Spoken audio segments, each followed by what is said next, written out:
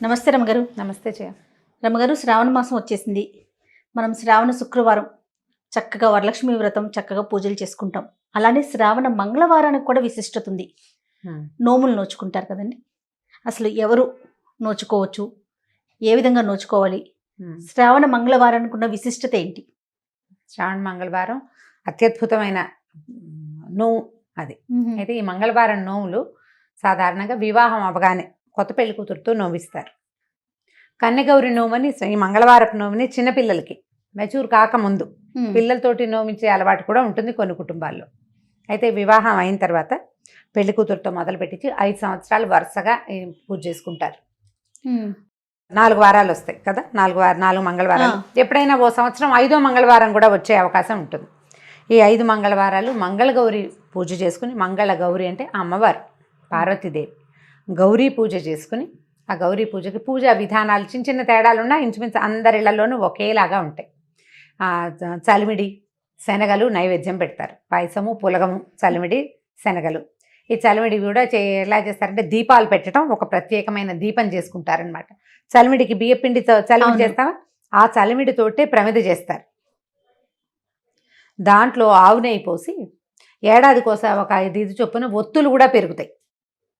మొదటి సంవత్సరం ఒక ఏసి ఒత్తి, 2వ సంవత్సరం 2 ఏసేల ఒత్తులు, అట్లా ఒత్తులు కూడా పెరుగుతాయి అన్నమాట. ఒక్కొక్క ఇంట్లో ఒక్కొక్క రకం.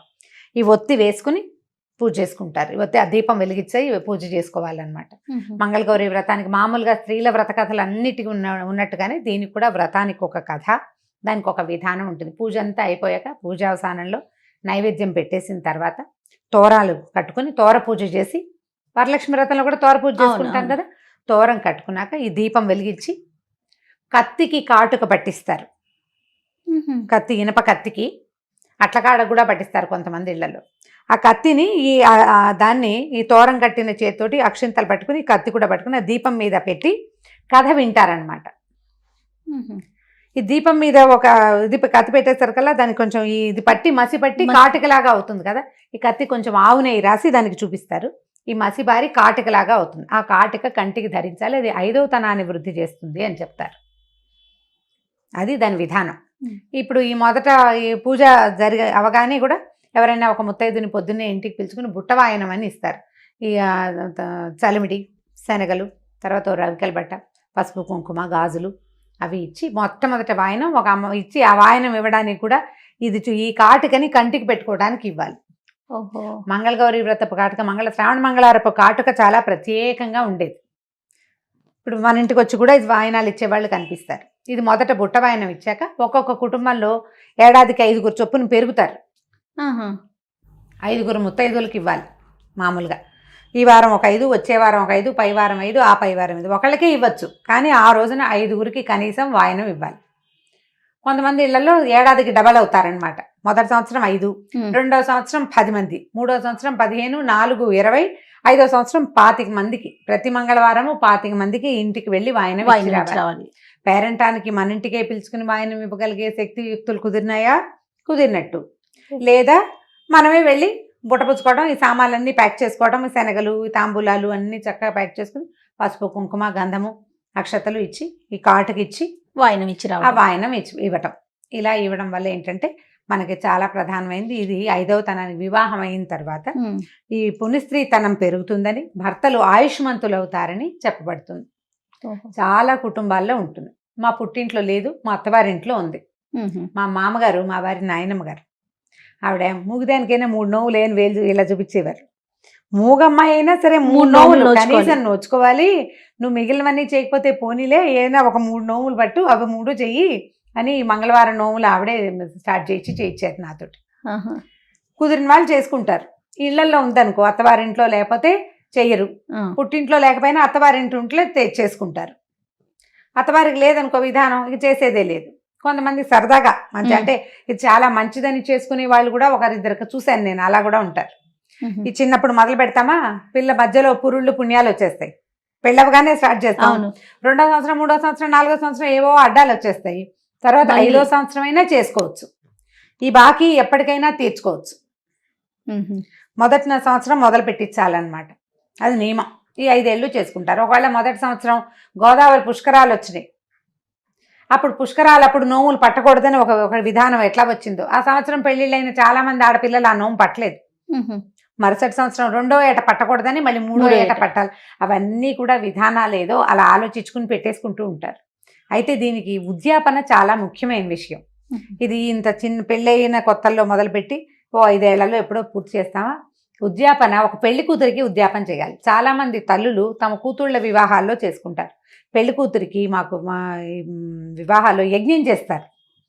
ఎప్పుడు ఈ సూత్రధారణ తలంబరాలు అన్నీ అయిపోయిన తర్వాత చిన్న హోమం, నాగవల్లి సదస్యం అని హోమం జరుగుతుంది. ఆ హోమం దగ్గర దీని నిండా గిన్నె నిండా అప్పాలు అరిసెలు వడ్డించి వండి ఆ నేతితో వండిన అరిసెలతోటి ఆ వాయనం అంటే ఈ నోముని ఇంకొక పెళ్లి కూతురికి అప్పచెప్పాలన్నమాట. ఆడబడుచుల పెళ్ళిళ్ళల్లోనో లేకపోతే మన కూతుళ్ళ పెళ్ళిళ్ళల్లోనో, అక్కయ్య కూతుళ్ళు, మన చెల్లెళ్ళు ఎవరి పెళ్ళిలో అయినా ఇవ్వచ్చు అనమాట. ఓకే, ఒక పిల్లకి అప్పచెప్పాలి. ఆ పిల్ల చేస్తుందా చేయదా దాని సంగతి వాళ్ళ అత్తారింట్లో ఉంటే చేస్తుంది, లేకపోతే లేదు. కానీ అప్పచెప్పాలి. అప్పచెప్తేనే మన నోము ఉద్యాపన అయినట్టు. దానికి ఏవో ఉన్నాయి, చిన్న చిన్న మంగళసూత్రాలు, లక్కజోళ్ళు అవి ఉంటాయి. ఆ లెక్క ప్రకారం చీర రవిక ఇచ్చి అమ్మాయికి అప్పచెప్పుకోవాలన్నమాట. ఇట్లా శ్రావణ మంగళవారం నోము చేసుకుంటారు. ఇప్పుడు మా వరలక్ష్మి వ్రతం మనం 2వ వారమే ప్రధానంగా వరలక్ష్మి వ్రతం. లక్ష్మీ పూజ మిగిలిన 3 వారాలు చేసుకుంటాం అందరం. వరలక్ష్మి వ్రతాన్ని చక్కగా కలశం పెట్టుకుని చేస్తున్నది 2వ వారం. అవునండి. ఆ వాళ్ళు కుదరని వాళ్ళు 3నో 4నో ఎలా కుదిరితేట్లేదా మొదటి వారానికో షిఫ్ట్ చేసుకుంటారు. ఇది మాత్రం శ్రావణ మంగళవారపు నోము 4 వారాలు చేసుకోవాలి. ఓ వారం మానేస్తే మరుసటి ఒకవేళ ఏదైనా మధ్యలో ఇబ్బంది వచ్చి ఏదైనా కుదరక మానేస్తే మరి తర్వాత వారము 2 డబల్ తాంబూలాలు ఇవ్వాలి 10 మందికి వాయినాలు. 10 మందికి ఇవ్వాల్సి వస్తుంది. అది పద్ధతి అనమాట. ఒకవేళ 5వ సంవత్సరంలో కనుక ఈ పెరిగిన వాళ్ళు 25 మందికి ఇవ్వాల్సిన వాళ్ళు ఉంటారా, ఒక వారం మానేస్తే మరుసటి వారం 50 మందికి ఇవ్వాల్సి వస్తారు. ఇందులో మళ్ళా ఒక ఇది ఉంది. శ్రావణంలో కనుక ఏ పరిస్థితిలో అయినా 4వ వారం చేసుకోవటం కుదరకపోతే వీళ్ళు వినాయక చవితి నాడు లేదా శ్రావణ పూర్ణిమ నాడు కానీ వినాయక చవితి నాడు కానీ నోము నోచుకుని అది ఎవరికైనా ఇచ్చుకోవచ్చు. అంటే తాంబూలాలు ఇచ్చుకోవచ్చు. వెసులుబాట్లు ఉన్నాయి.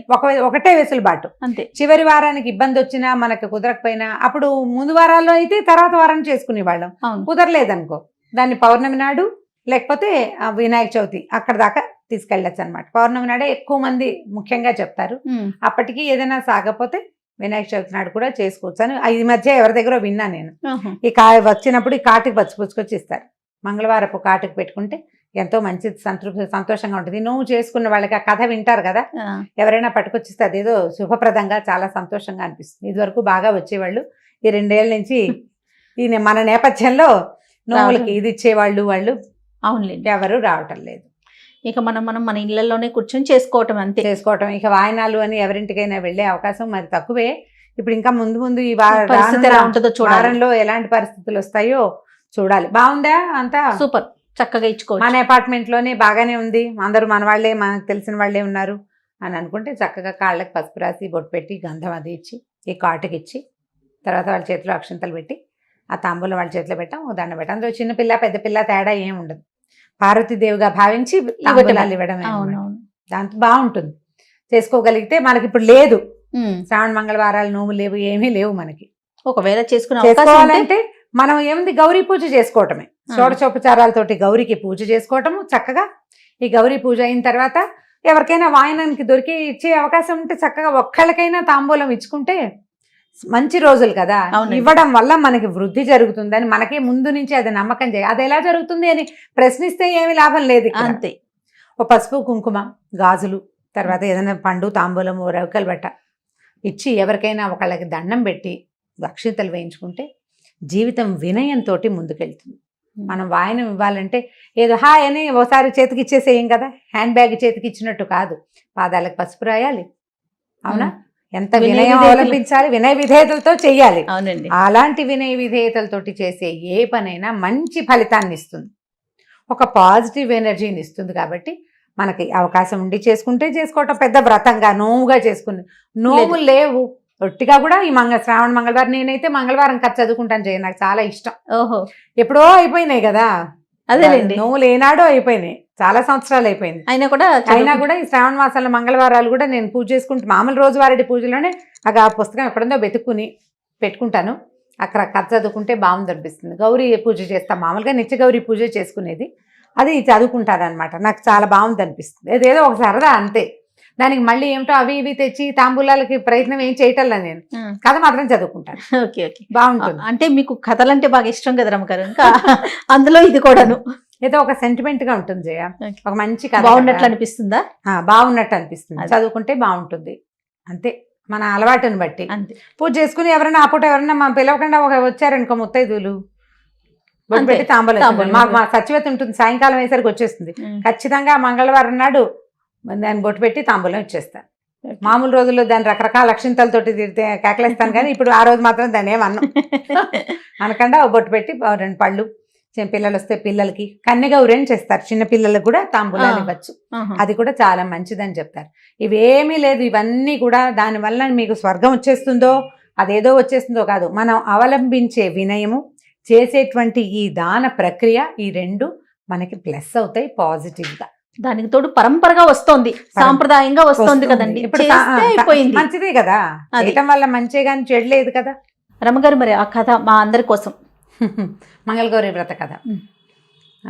మామూలుగా మనకు వ్రత కథలన్నీ కూడా సూతమహాముని శిష్యులకు చెప్పినట్టు, అది ముందు ఎవరికో ఉపదేశించింది, ఆయన తన శిష్యులకు చెప్తున్నట్టుగానే చెప్పబడుతుంది.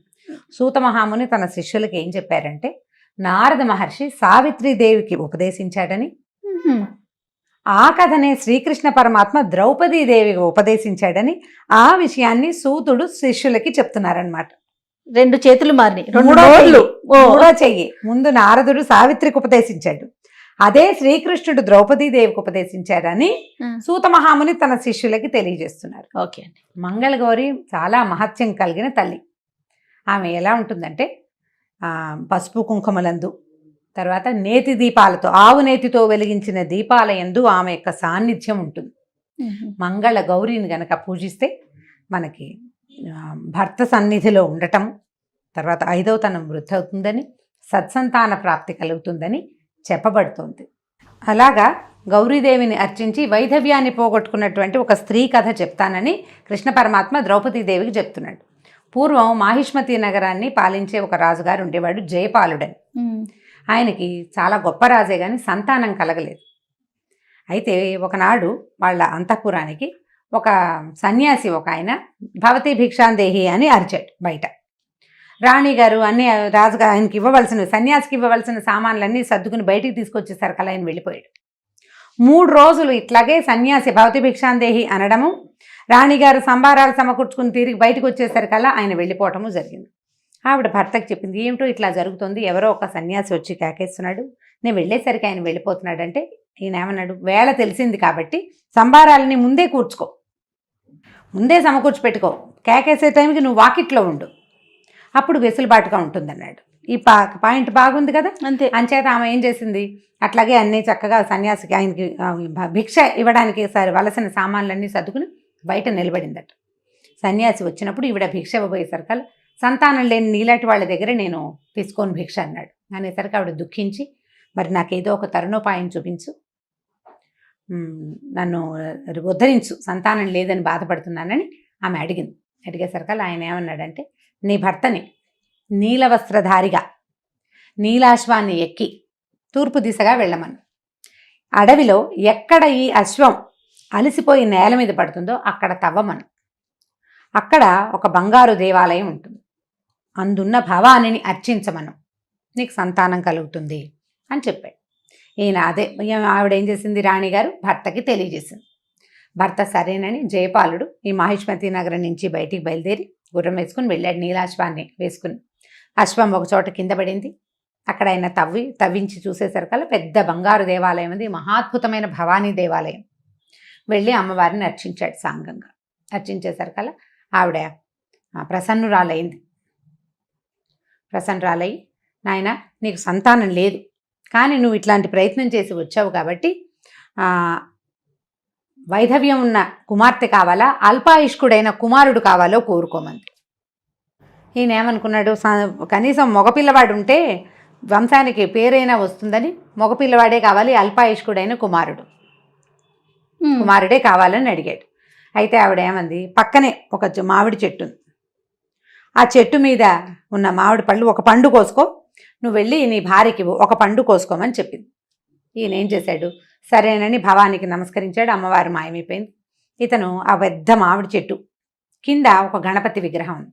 గణపతికి నమస్కరించి పైకెక్కి ఆ కాయ కోయిపోయాడు. ఆ కాయ కోస్తుంటే ఆయనకు ఒక సంతోషం కలిగింది. ఒక కాయ కోసుకో అని చెప్పింది అమ్మవారు. చాలా కాయలు తెంపేశాడు. ఈ కింద ఉన్నటువంటి గణపతి కినిసి ఆయనకి కోపం వచ్చి, నీ కుమారుడు పాము కరిచి మరణిస్తాడు, నువ్వు ఇట్లా పనిచేసావు అని శపించాడు. కాయలన్నీ మాయమైపోయినాయి, ఒక్క కాయే మిగిలింది. ఆయన ఒక్క కాయ పుచ్చుకుని దీనవదనంతో ఇంటికి వచ్చేసాడు. ఆ కాయ కోసి రాణిగారు భుజించేశారు కల్లా ఆమెకు ఒక కుమారుడు కలిగాడు. ఇతను అల్పాయుష్కుడని, పాము వల్ల మరణిస్తాడని తెలుసుకున్నారు, వాళ్ళకి తెలుసు. అయితే ఏమైంది, పిల్లాడికి 5 ఏళ్ళు వచ్చినాయి. పిల్లవాడికి శివుడు అని పేరు పెట్టి పెంచుకుంటున్నారు. చక్కగా అల్లారు ముద్దుగా పెంచారు. పిల్లవాడు చక్కటివాడు. ఈ 5 ఏళ్ళు వయసు వచ్చాక ఒకరోజు సర్పం వచ్చింది పిల్లాడిని కాటేయటానికి. పిల్లాడి ముద్దు ముచ్చట్లు చూడాలని గణపతిని బతిమలాడితే ఆయన ఒక 5 సంవత్సరాల వరకు అవకాశం ఇచ్చాడు. రాణిగారు అడిగింది, కనీసం ఉపనయనమైనా కాలేదు కదా, అప్పటి వరకు నాకు ఆ పిల్లాడిని నాతోడు ఉండనివ్వమని ఆ సర్పాన్ని బతిమలాడింది. సర్పం వెళ్ళిపోయింది. కాటేయటానికి వచ్చిన సర్పం వెనక్కి వెళ్ళిపోయింది. పిల్లాడికి 9-10 ఏళ్ళు వచ్చేసరికి అలా ఉపనయనం చేశారు. కానీ ఆవిడ రోజు ఏడ్చేది తల్లి. ఏడుస్తుంటే పిల్లాడు అడిగాడు, ఎందుకమ్మా, ఎందుకు దుఃఖపడుతున్నావంటే, నాయన ఇలా నీకు ఇలాంటి శాపం ఉంది, నీ తండ్రి వల్ల వచ్చింది, ఆయన కూడా కోరుకున్నది అసలు మాకు సంతానమే ఉండకూడదు, ఇలా జరిగింది అనేసరికల్లా ఇతను ఏమన్నాడు, అమ్మ శివుడు ఆజ్ఞ లేనిదే చీమైనా పుట్టదు కదా, ఇలా నన్ను అల్పాయుష్కుడిగా పుట్టించిన భగవంతుడు ఏదో ఒక కారణంతో పుట్టించాడు. నేను వెళ్ళి కాశీ వెళ్ళి శివార్చన విశ్వేశ్వరార్చన చేసి ఆయన దగ్గర నుంచి సమాధానం పొందొస్తాను, నేను దేశాటానికి వెళ్ళిపోతాను, నేను ఇక్కడ ఉండను, నువ్వు నిత్యం దుఃఖిస్తుంటే నేను చూడలేకపోతున్నానని మేనమామని సహాయంగా తీసుకుని దేశాటానికి వెళ్ళిపోయాడు. మధ్యలో అన్ని తీర్థాలు క్షేత్రాలు చూసుకుంటూ బయలుదేరి వెళ్ళారు. ఈ వెళ్ళే దారిలో ప్రతిష్టానపురం అని ఒక ఊరు చేరారు. ఆ ప్రతిష్టానపురంలో వీళ్ళు ఒక దేవాలయానికి అనుబంధంగా ఉన్న ఒక తోటలో విడిది చేశారు. అక్కడ కొంతమంది ఆడపిల్లలు ఆడుకుంటుంటే ఓ పిల్ల ఇంకో పిల్లని ఏదో రకార మకార ప్రయోగాలతోటి తిట్టేసరికల్లా రెండో పాపంది, మా అమ్మగారు మంగళగౌరి వ్రతం చేసుకుంటున్నారు, మా ఇంట్లో రకారాలు ఉండవు మకారాలు ఉండవు, మా వంశంలో అసలు 5వ తనం లేని ఆడదే ఉండదు అని ఇట్లా నాతో నన్ను అనద్దు ఇట్లాంటి మాటలు అని చెప్పింది. చెప్పేసరికల్లా వీళ్ళకి ఆశ్చర్యం వేసింది, ఏమిటా ఇలా చెప్తోంది అమ్మాయి అని.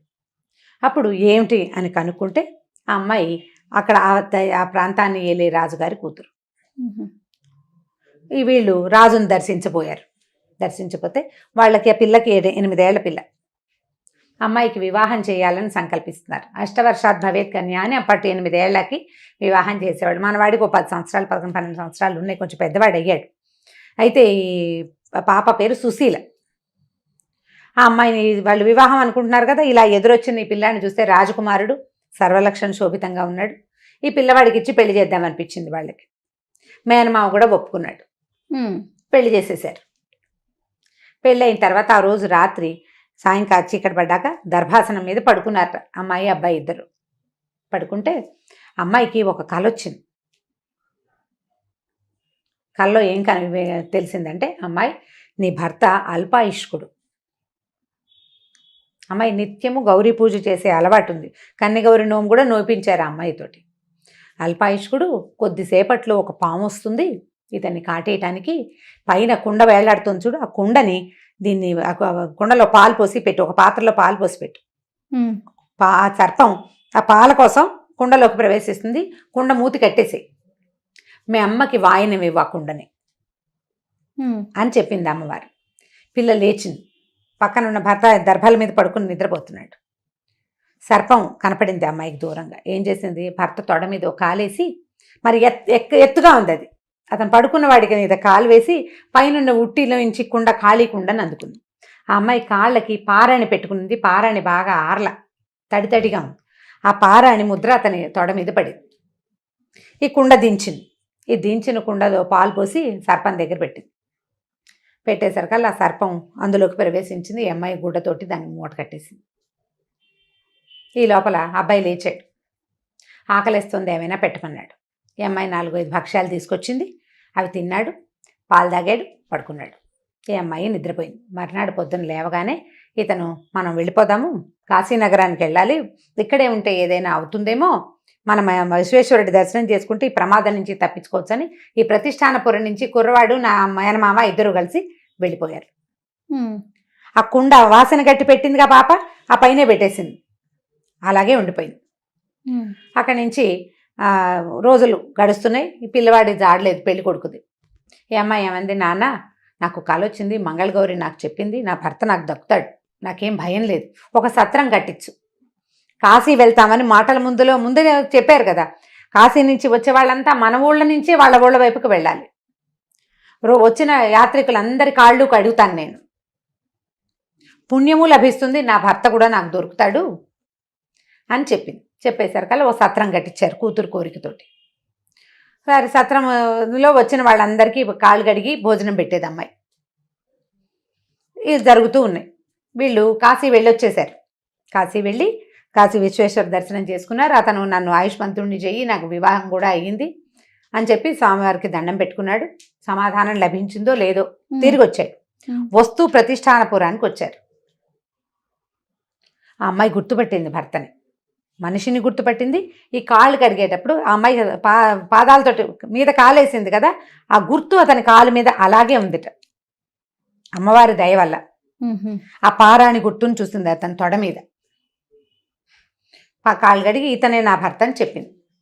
చెప్పేసరికల్లా సరే వాళ్ళు రాజుగారు వాళ్ళు అమ్మాయి తండ్రి వాళ్ళు వచ్చే లోపల ఆ పూట నిద్ర చేస్తే అతనికి ఎట్లా కాలొచ్చిందంటే, మంగళగౌరి అమ్మవారి తాలూకు శక్తులు, యమదూతలు తనని పట్టుకెళ్ళడానికి వచ్చిన వాళ్ళు, అమ్మవారి దూతలు ఇద్దరు కొట్టుకుంటున్నట్టు కాలొచ్చింది అతనికి. తనకి మృత్యువు రావాల్సి ఉంది కానీ వచ్చారు యమదూతలు తనని తీసుకెళ్ళటానికి. అమ్మవారి తాలూకు దూతలు వాళ్ళు వీళ్ళు యుద్ధం చేస్తున్నట్టుగా కనపడింది. తను మెలకు వచ్చి చూసుకున్నాడు. ఈ అమ్మాయి తన భార్య అతని జ్ఞాపకం ఉంది కొంత. అక్కడి నుంచి ఈ అమ్మాయి ఏం చేసింది, ఆ కుండని ఆ పూట నోచుకుని కుండని అమ్మకి వాయనం ఇచ్చింది. కుండ తెరిచి చూస్తే అందులో ముత్యాల హారం ఉంది.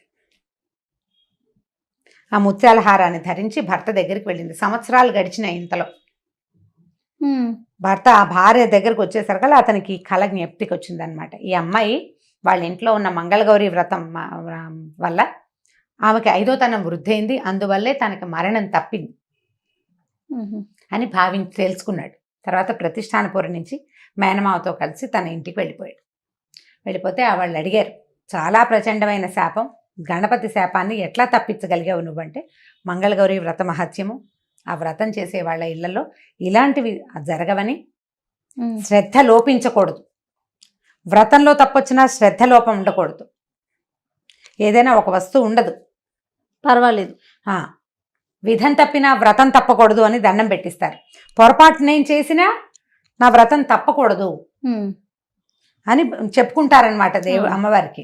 ఈ వ్రతం చేయటం వల్లే నా భర్త నాకు లభించాడు, ఆ రోజు రాత్రి నాకు కాలొచ్చింది, నిజంగానే సర్పం వస్తే నేను ఆ కుండ తెచ్చిపెట్టానని చెప్తుంది అమ్మాయి. ఆ తర్వాత ఆ సంవత్సరం నుంచి తన రాజ్యంలో ఉన్న వాళ్ళందరూ కూడా, ఎక్కడ మాహిష్మతి నగరంలో అందరూ మంగళగౌరి నోము చేసుకోవాలని, ఆడపిల్లలు వివాహమైన మరుసటి ఆ సంవత్సరం నుంచి చేసుకోమని, తర్వాత కన్యగౌరి నోములు కూడా చేయించమని ఆయన చాటింపు వేయించి ఎలా చేయాలో విధి విధానాలు తన కోడలతోటి వాళ్ళందరికీ చెప్పించి చేయించారు. ఇందులో కలశం పెట్టుకోవటము, కొంత ఇళ్లలో కలశంతో పెడతారు, కొంతమందిలో పెట్టరు. అటు ఇటు ఏది మారినా పూజ ఇదే, కథ ఇదే. ఈ కథని విని అక్షింతలు వేసుకుంటాం, అక్షింతలు పట్టుకుని కథ వింటాం. కొంత సగం అమ్మవారి మీద వేసి సగం మన మీద వేసుకుంటాము. భర్తకి దండం పెట్టడం ఇప్పటి విధి. శ్రావణ మంగళవారం నువ్వు నోచుకునేది 5వ తనాన్ని వృద్ధి అయ్యి భర్తని కేకలేయకూడదు. ఆ రోజు భర్తతో పరుషవాక్కులు ఆడకూడదు. మనకే తగాదాలున్నా వాటిని పక్కన పెట్టుకోవాలి. ఈ అక్షింతల్ని భర్తతోటి 2వసారి వేయించుకోవాలని చెప్తారు. ఒకసారి అక్షింతలు మనం వేసుకుంటాం కదా, కాసిన అక్షింతలు పక్కన పెట్టి భర్తతోటి వేయించుకుంటే మాంగళ్య వృద్ధి జరుగుతుందని, ఎక్కువ కాలం భర్త మనం కలిసి ఉంటాం, గొడవలు అవి లేకుండా ఉంటే వ్రతం చేసుకోవటం ఒక మంచి పాజిటివ్ పద్ధతి. ఈ కథ చెప్పుకోవటం కాస్త అటు ఇటుగా చిన్న చిన్న వాక్యాల మార్పులతోటి ఇదే కథ. పుస్తకం ఉండి గడగడగడగడ చదివేసుకునేవచ్చు, చదువుకోవచ్చు, ఎవరైనా చదివి వినిపిస్తే వినొచ్చు, ఇదే విన్నా వినొచ్చు, అంతే ఖచ్చితంగా. ఓకే రమ్మ గారు, చిన్న కథ చక్కగా ఉంది కదా, చక్కగా ఉంది, మంచి కథ, ఆచరించాల్సింది అందరం కూడా. అదే మంగళవారాలు కథ చదువుకుని చేసుకుంటే బాగుంటుంది. ఓకే రమ్య గారు, నమస్తే. నమస్తే జయ.